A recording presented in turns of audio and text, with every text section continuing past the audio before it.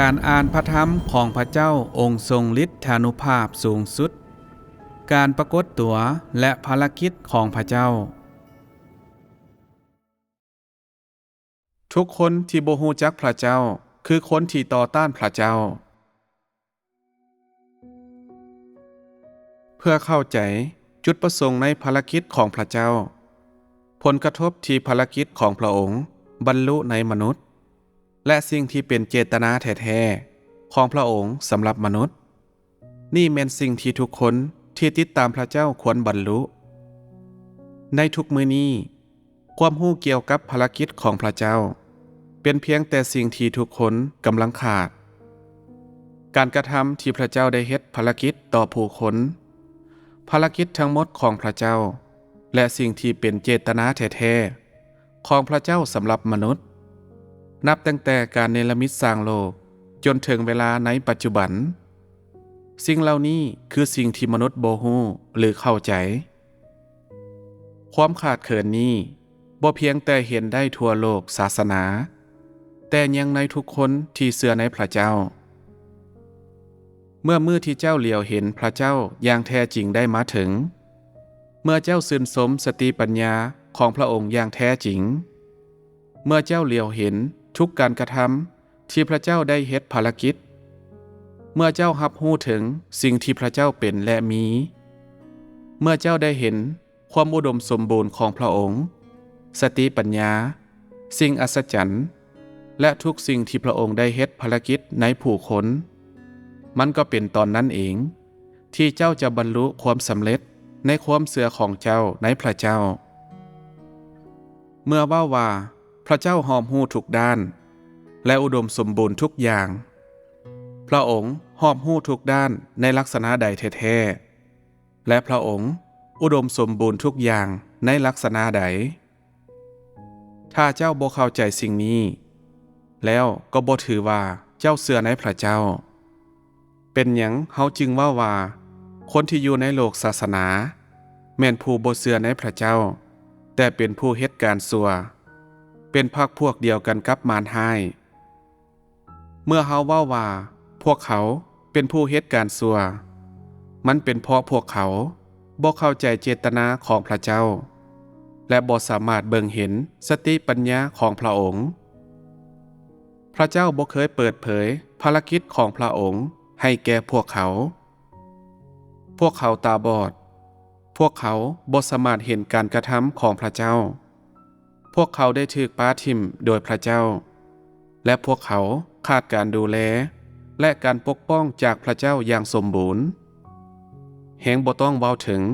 ภารกิจของพระวิญญาณบริสุทธิ์เลยคนที่บ่มีภารกิจของพระเจ้าก็ล้วนแล้วแต่เป็นคนเฮ็ดการชั่วและคู่ปรปักษ์กับพระเจ้าคู่ปรปักษ์ของพระเจ้าที่เฮากล่าวถึงแม่นคนที่บ่ฮู้จักพระเจ้าคนที่รับรู้พระเจ้าโดยหีมศพของพวกเขาแต่บ่ฮู้จักพระองค์คนที่ติดตามพระเจ้าแต่บ่อ่อนน้อมต่อพระองค์และคนที่ม่วนซื่นในความกรุณาของพระเจ้าแต่บ่สามารถยืนเป็นพยานให้กับพระองค์ถ้าบ่มีความเข้าใจเกี่ยวกับจุดประสงค์ในภารกิจของพระเจ้าหรือความเข้าใจเกี่ยวกับภารกิจที่พระเจ้าเฮ็ดในมนุษย์เขาก็บ่สามารถเฮ็ดตามเจตนาของพระเจ้าหรือเขาบ่สามารถยืนเป็นพยานให้กับพระเจ้าในด้านหนึ่งเหตุผลที่ว่าเป็นหยังมนุษย์จึงต่อต้านพระเจ้าแม้นเกิดมาจากอุปนิสัยที่เสื่อมทรามของเขาและในอีกด้านหนึ่ง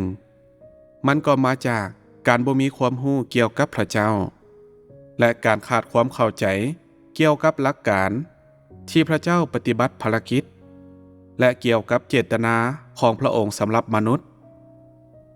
ทั้งสองลักษณะนี้เมื่อนำมาใส่กันได้ประกอบเป็นประวัติศาสตร์ที่มนุษย์ต่อต้านพระเจ้าผู้เชื่อใหม่ต่อต้านพระเจ้าเพราะการต่อต้านดังกล่าวนอนอยู่ภายในธรรมศาสตร์ของพวกเขาในขณะที่การต่อต้านพระเจ้าของคนที่มีความเชื่อหลายปีแม้นมีผลมาจากการบ่มีความรู้เกี่ยวกับพระองค์ นอกจากอุปนิสัยที่เสื่อมทรามของพวกเขาในเวลาก่อนที่พระเจ้ากลายมาเป็นเนื้อหนังการวัดแทกว่ามนุษย์ต่อต้านพระเจ้าหรือบ่แม่นอิงใส่ว่าเขารักษาบทบัญญัติที่พระเจ้าในสวรรค์ได้กำหนดไว้หรือบ่ตัวอย่างในยุคแห่งพระบัญญัติผู้ใดก็ตามที่บ่รักษาพระบัญญัติของพระเยโฮวาก็ถือว่าเป็นคนที่ต่อต้านพระเจ้าผู้ใดก็ตามที่ลักจากเครื่องถวายให้แก่พระเยโฮวาหรือผู้ใดก็ตามที่ต่อต้านคนที่พระเยโฮวาโปรดปรานก็ถือว่าเป็นคนที่ต่อต้านพระเจ้าและจะถือแกว่งก้อนหินใส่จนตายผู้ใดก็ตามที่บ่เคารพบิดาและมารดาของเขาและผู้ใดก็ตามที่โจมตีหรือสาปแช่งคนอื่นก็ถือว่า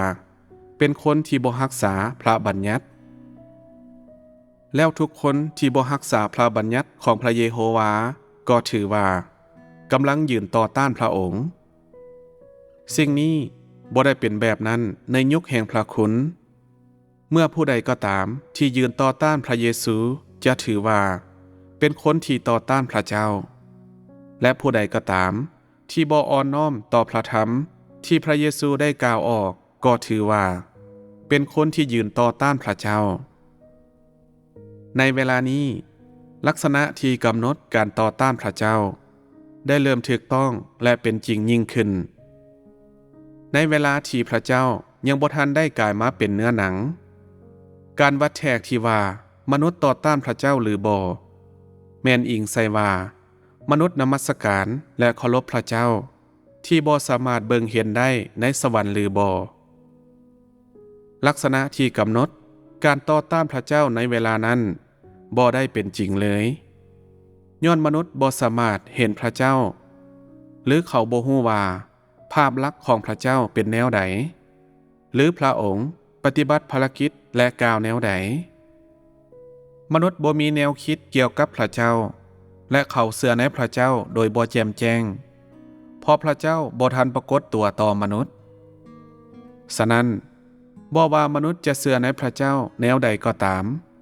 ในจินตนาการของเขาพระเจ้าบ่ได้ประนามมนุษย์หรือเรียกร้องจากเขาหลายเกินไปเพราะมนุษย์บ่สามารถเห็นพระเจ้าแท้ๆเมื่อพระเจ้ากลายมาเป็นเนื้อหนัง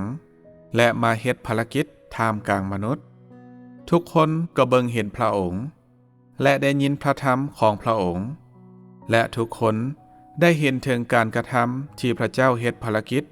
ภายในห่างกายเนื้อหนังของพระองค์ในช่วงเวลานั้นแนวคิดทั้งหมดของมนุษย์ได้กลายมาเป็นฟองสบู่สำหรับคนที่เห็นพระเจ้าปรากฏตัวในเนื้อหนังพวกเขาจะบ่ถูกประณามถ้าพวกเขาเต็มใจอ่อนน้อมต่อพระองค์ในขณะที่คนที่ยืนต่อต้านพระองค์โดยตั้งใจจะถูกประณามดังคู่ปรปักษ์ของพระเจ้าคนดังกล่าวแม่นผู้ต่อต้านพระคริสต์ศัตรูที่ตั้งใจยืนต่อต้านพระเจ้าคนที่มีแนวคิดเกี่ยวกับพระเจ้าแต่ยังเกี่ยมพร้อมและเต็มใจที่จะอ่อนน้อมต่อพระองค์ก็จะบ่ถูกประณามพระเจ้าประณามมนุษย์บนพื้นฐานเจตนาและการกระทำของมนุษย์บ่แม่นสำหรับความคิดและแนวคิดของเขาถ้าพระองค์ต้องประณามมนุษย์บนพื้นฐานความคิดและแนวคิดของเขาแล้วบ่มีแม้แต่คนเดียวที่จะสามารถหนีรอดจากมือที่โหดร้ายของพระเจ้าคนที่เต็มใจยืนต่อต้านพระเจ้าที่บังเกิดเป็นมนุษย์ก็จะถูกลงโทษสำหรับการขาดความอ่อนน้อมของพวกเขาเกี่ยวกับคนเหล่านี้ที่เต็มใจต่อต้านพระเจ้าอุปนิสัยของพวกเขาเกิดมาจากข้อแท้จริงที่พวกเขามีแนวคิดเกี่ยวกับพระเจ้าซึ่งเฮ็ดให้พวกเขามีการกระทำที่รบกวนภารกิจของพระเจ้าคนเหล่านี้ตั้งใจต่อต้านและทำลายภารกิจของพระเจ้าพวกเขาบ่เพียงแต่มีแนวคิดเกี่ยวกับพระเจ้าแต่พวกเขายังมีส่วนร่วมในกิจกรรมที่รบกวนภารกิจของพระองค์และด้วยเหตุผลนี้คนประเภทนี้จึงถูกประณาม คนที่บ่ตั้งใจรบกวนภารกิจของพระเจ้าก็จะบ่ถูกประณามดังผู้เฮ็ดบาปเพราะพวกเขาสามารถตั้งใจอ่อนน้อมและบ่มีส่วนร่วมในกิจกรรมที่ก่อให้เกิดการขัดขวางและการรบกวนคนแบบนี้จะบ่ถูกประณามถึงอย่างใดก็ตามเมื่อผู้คนได้ประสบกับภารกิจของพระเจ้าเป็นเวลาหลายปีถ้าพวกเขาสืบต่อมีแนวคิดเกี่ยวกับพระเจ้าและยังบ่สามารถรู้จักภารกิจของพระเจ้าที่บังเกิดเป็นมนุษย์และบ่ว่าพวกเขาได้ประสบกับภารกิจของพระองค์เป็นเท่าใดปีก็ตามถ้าพวกเขาสืบต่อเต็มไปด้วยแนวคิดเกี่ยวกับพระเจ้าและยังบ่สามารถมารู้จักพระองค์ได้แล้วถึงแม้นว่าพวกเขาบ่ได้มีส่วนร่วมในกิจกรรมที่รบกวนถึงแนวใดก็ตามหัวใจของพวกเขาแม้นเต็มไปด้วยแนวคิดหลายอย่างเกี่ยวกับพระเจ้าและถึงแม้นว่าแนวคิดเหล่านี้บ่ได้สัดแจ้งคนแบบนี้ก็บ่มีประโยชน์หยังต่อภารกิจของพระเจ้าพวกเขาบ่สามารถเผยแผ่ข่าวประเสริฐสำหรับพระเจ้า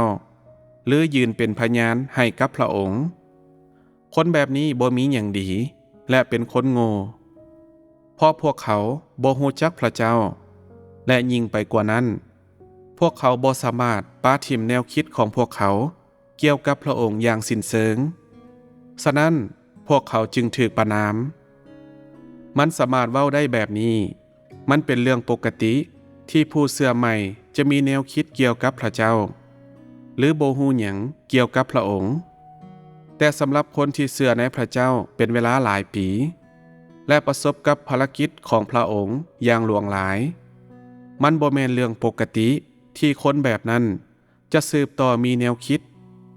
และมันถึงกับเป็นเรื่องปกติหน่อยลง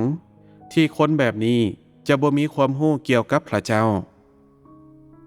มันเป็นเพราะนี้บ่แม่นสภาวะปกติพวกเขาจึงถูกประณามคนที่บ่ปกติเหล่านี้ล้วนแล้วแต่เป็นขี้เหยื่อพวกเขาเป็นคนที่ต่อต้านพระเจ้าที่สุดและคนที่ได้รับความกรุณาของพระเจ้าอย่างเสียลาทุกคนที่เป็นแบบนั้นจะถูกกำจัดในที่สุด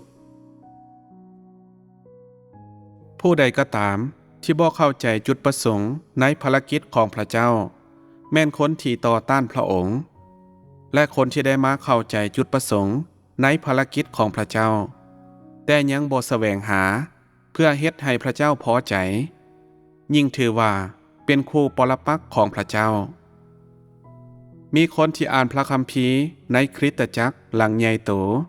และท่องจำพระคัมภีร์หมดมื้อหมดคืนแต่บ่มีไผเลยในบรรดาพวกเขาที่เข้าใจจุดประสงค์ในภารกิจของพระเจ้าบ่มีไผเลยในบรรดาพวกเขาที่สามารถรู้จักพระเจ้าแหงไกลที่จะมีผู้ใดในบรรดาพวกเขาเฮ็ดตามเจตนาของพระเจ้าพวกเขาล้วนแล้วแต่เป็นคนที่ให้ค่าและสัวให้แต่ละคนก็ยืนขึ้นสูงเพื่อสั่งสอนพระเจ้าพวกเขาแม่นคนที่แบกถุงของพระเจ้าแต่เจตนาต่อต้านพระเจ้าที่แบกป้ายเกี่ยวกับการเชื่อในพระเจ้าในขณะที่กำลังกินเนื้อหนังและดื่มเลือดของมนุษย์คนดังกล่าวคือผีให้ที่กลืนกินวิญญาณของมนุษย์เป็นหัวหน้าของมารให้ที่ตั้งใจรบกวนทางคนที่พยายามย่างเข้าสู่เส้นทางที่ถูกต้องและเป็นอุปสรรคที่กีดขวางคนที่แสวงหาพระเจ้าพวกเขาอาจปรากฏว่ามีรัฐธรรมนูญที่ดีแต่ผู้ติดตามของพวกเขาฮู้ได้แนวใดว่าพวกเขาเป็นเพียงแต่ผู้ต่อต้านพระคริสต์ที่นำพาผู้คนให้ต่อต้านพระเจ้าผู้ติดตามของพวกเขาจะฮู้ได้แนวใดว่าพวกเขาเป็นมารให้ที่มีชีวิตอยู่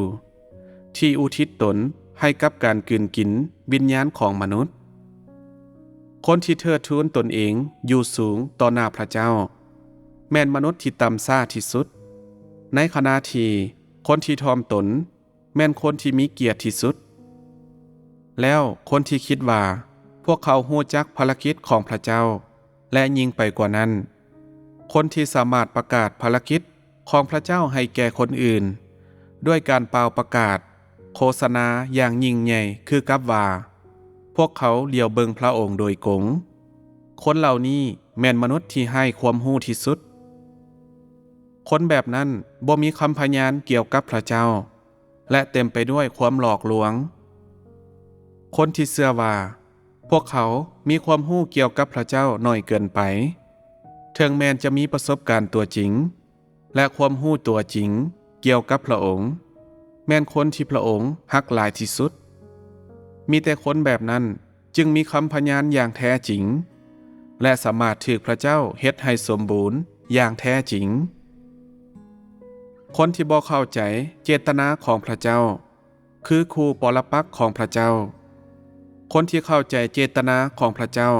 แต่บ่ปฏิบัติความจริงแม่นครูปรปักษ์ของพระเจ้าคนที่กินและดื่มพระธรรมของพระเจ้าแต่ยังต่อต้านแก่นแท้ในพระธรรมของพระเจ้าแม่นครูปรปักษ์ของพระเจ้าคนที่มีแนวคิดเกี่ยวกับพระเจ้าที่บังเกิดเป็นมนุษย์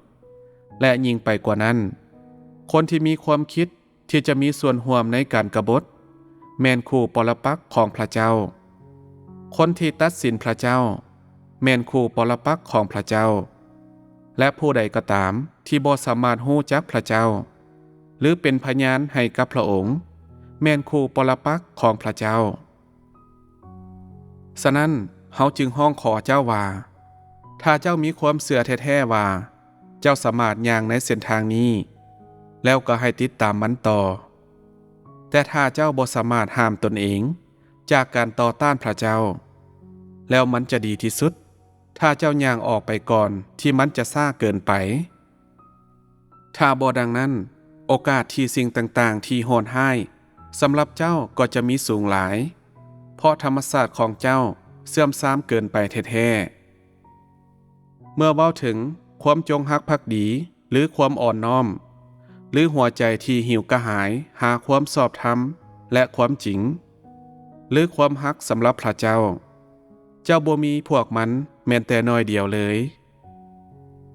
มันอาจเว้าได้ว่าสถานการณ์ของเจ้าต่อหน้าพระเจ้าคือความโกลาหลเจ้าบ่สามารถดำรงตามสิ่งที่เจ้าควรดำรงตามและบ่สามารถเว้าสิ่งที่ควรเว้าสิ่งที่เจ้าควรนำไปปฏิบัติเจ้าก็ล้มเหลวที่จะนำไปปฏิบัติและหน้าที่เจ้าควรปฏิบัติเจ้าก็บ่สามารถปฏิบัติได้เจ้าบ่มีความจงรักภักดีความสำนึกความอ่อนน้อม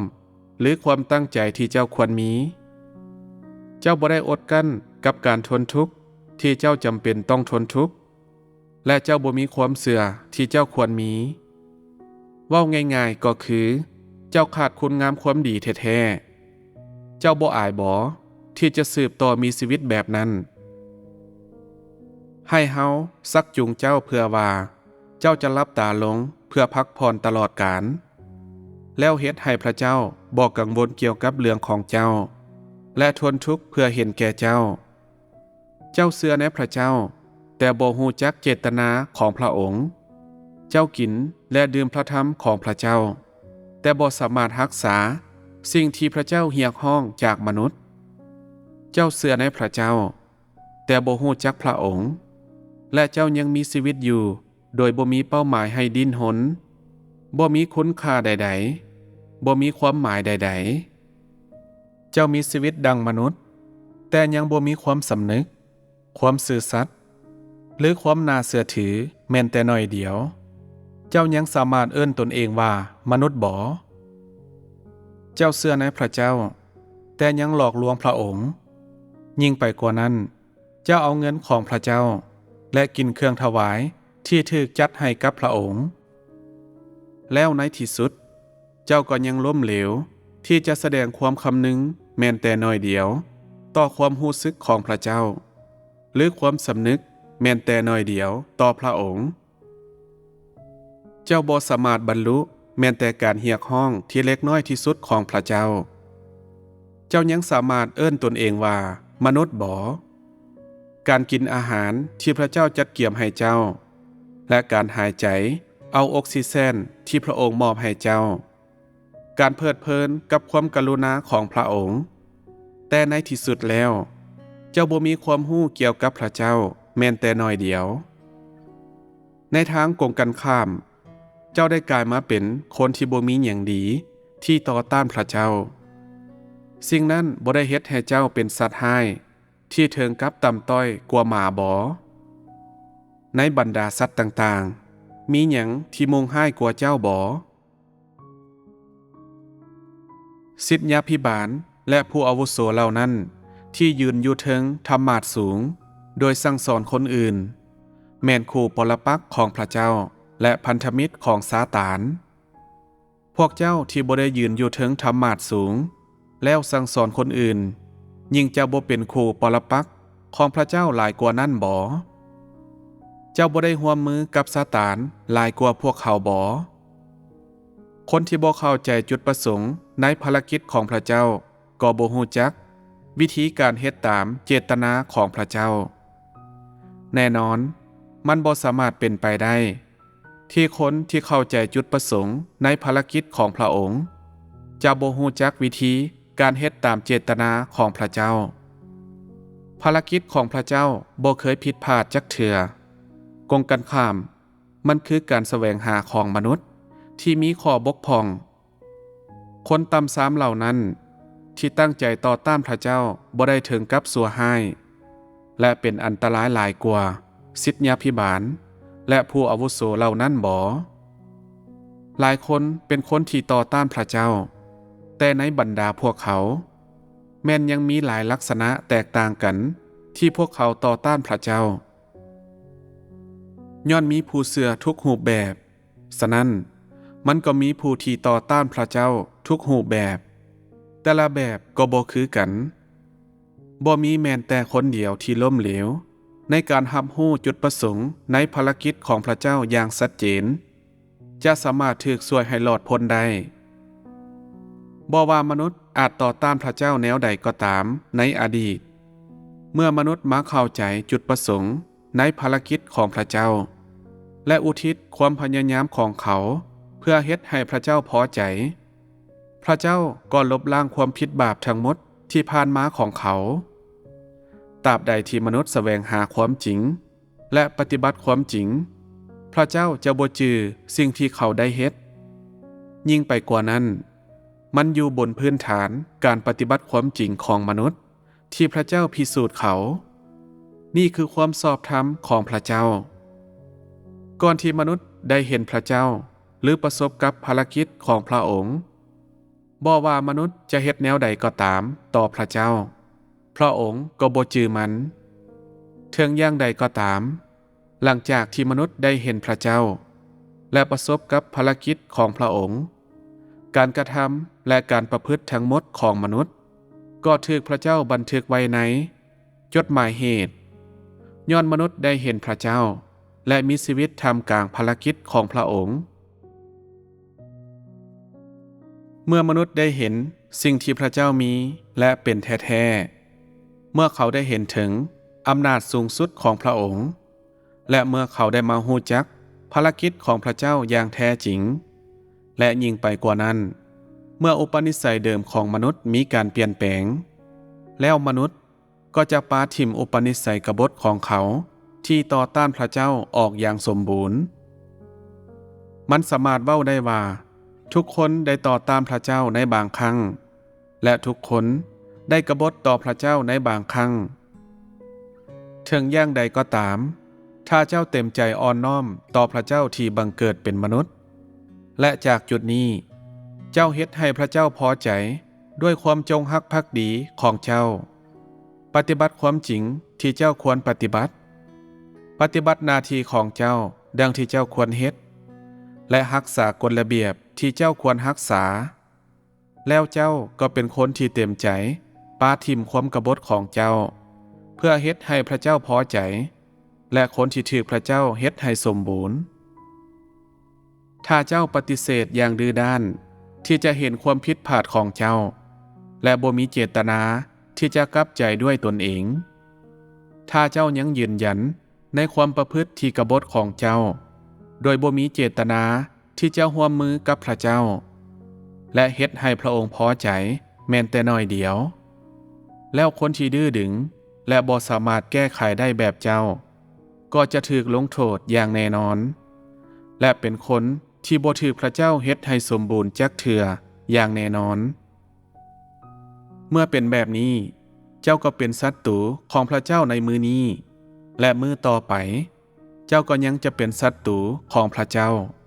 และด้วยเหตุนั้นเจ้าก็ยังจะเป็นศัตรูของพระเจ้าในมือต่อไปอีกเจ้าจะเป็นคู่ปรปักษ์ของพระเจ้าและศัตรูของพระเจ้าตลอดไปในกรณีนั้นพระเจ้าจะสามารถปล่อยเจ้าไปได้แนวใดมันคือธรรมศาสตร์ของมนุษย์ที่ต่อต้านพระเจ้าแต่มนุษย์ต้องบ่ตั้งใจแสวงหาความลับในการต่อต้านพระเจ้าเพียงแต่